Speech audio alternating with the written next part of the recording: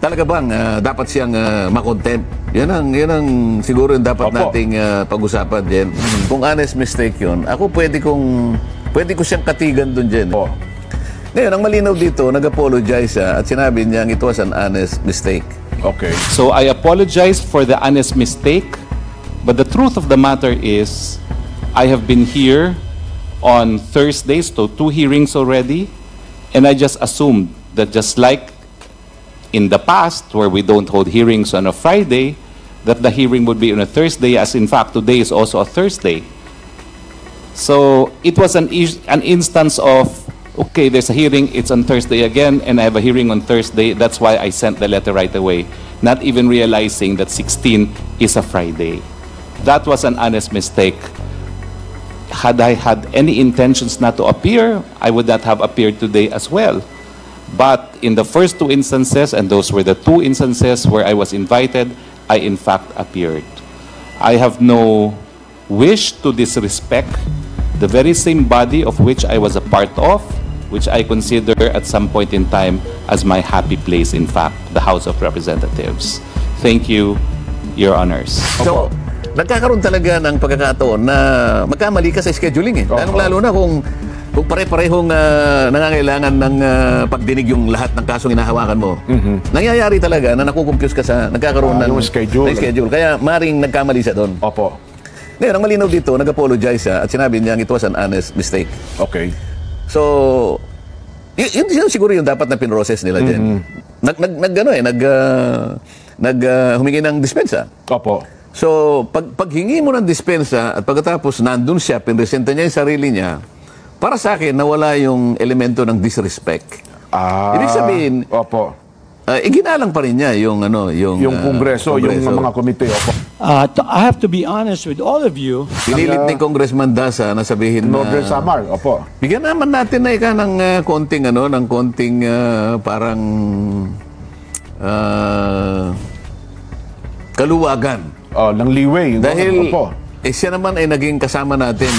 I think the resource person was the exact opposite. He apologized for what he claims is an honest mistake. I wasn't disrespected, and I think most members here probably weren't. It would be stretching it to the limit to cite someone in contempt who apologized, made a mistake, is now showing up and participating. That's not being disrespectful, Mr. Chair. Anyway, having said that, I respect the opinions of the others, and again, I'd like to appeal to the parliamentary status. There's a motion pending on the floor, and I'm appealing to my colleague to find it in his heart and to maybe find a solution to his motion. Sumagot yung kaibigan natin, si Kong Paduano. Ba, hindi ka po pwede yan. Si Governor Mamba, kasama rin natin dito. Oo nga naman. Pero pinatawan pa rin natin siya ng contempt. So kapag hindi rin natin pinatawan ng contempt ito, parang namimili tayo. In fact, for the record, we have cited in contempt Governor Mamba, a former colleague in the House. At that time, he was the elected governor. So if that will be the case, Mr. Chairman, ang labas dito, pumipili lang tayo nang pwede natin i-cite in contempt. Diba? And kaya nga may Section 11 tayo to warn all those resource persons being invited to respect and answer truthfully the queries being raised by the members of this committee. Kaya wala tayong pinipili dito patos na just to be fair, Mr. Chairman. Thank you, Mr. Chairman. Pero nakalimutan naman ni Kong Paduano. Iba naman ang kaso ni Kong Mamba. Ni Governor Mamba. Opo. Si Governor Mamba, binigyan namin siya ng anong tawag dito? Basta merong inisyu yung komite. Binigyan nyo ng pagkakataon para sagutin mo itong nag-issue ng show cause order. Opo. Ang komite. Hindi niya sinagot. At nung sinagot niya, napilitan na lang kung hindi pa siya talaga kinuha ng sergeant at arms. Sabi niya, pasensya na po. Doon lang siya humihingi ng pasensya. Ngunit, malinaw na malinaw, hindi niya sinagot yung show cause order sapagkat ang kanyang katwiran, yung kanyang chief of staff, hindi binigay sa kanya. At okay. kailangan munang ang chief of staff ang makatingin doon bago siya. Oho. Samantalang sa programa niya, binabanggit niya na alam niya yung Siocos order. Opo. So, sa mga tweets, sa panig ni Governor Mamba, meron talagang deliberate na hindi pagsagot doon sa Siocos order. Hindi talaga niya Kaya sasagutin. napilitan ngang pumunta yung Oho. Kaya napilitan pumunta yung Sergeant at Arms, may kasamang Doon sa mga pulis sa Kapitolyo. na talagang kunin siya, dalhin sa House of Representatives. Hindi naman yun ang kaso ni Harry Roque. Siya naman nagpunta talaga. Oo.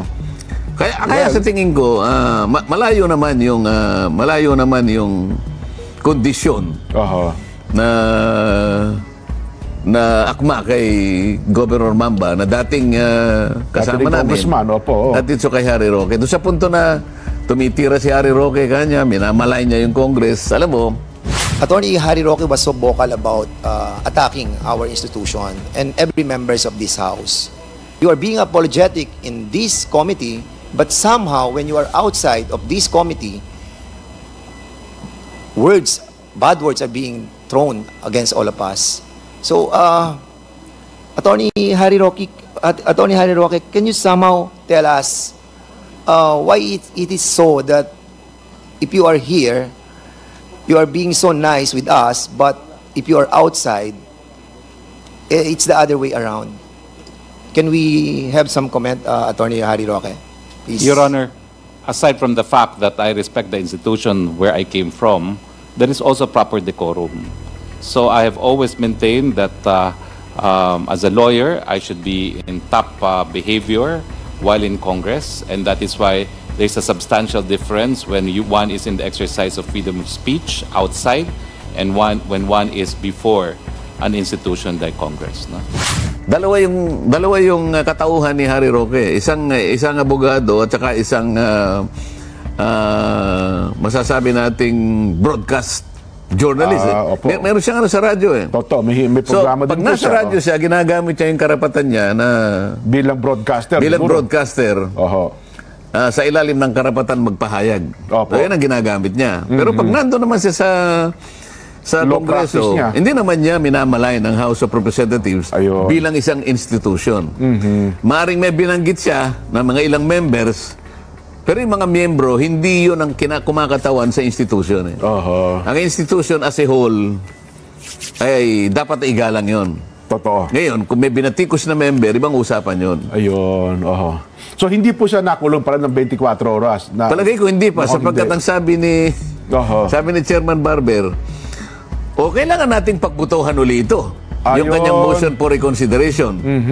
Nung magbubutuhan na, wala na yatang quorum. So, magkumusta na ng quorum. Oho. Alam nila kung may quorum o wala eh. Oho. Yung quorum kasi, 1/5 Opo. noong membro ng bawat isang Isang komite. kinakatawan na komite. So, Opo. 4 na committees yun eh. Opo. So, ang bawat isang komite, yung 1/5 ng membro dapat nandun. Okay. Kung sakaling yung isang membro ay membro rin ng isa, Opo. para na rin siyang nandun sa dalawa. So, plus 1 po siya. Oo, okay pa rin yun. Ayun.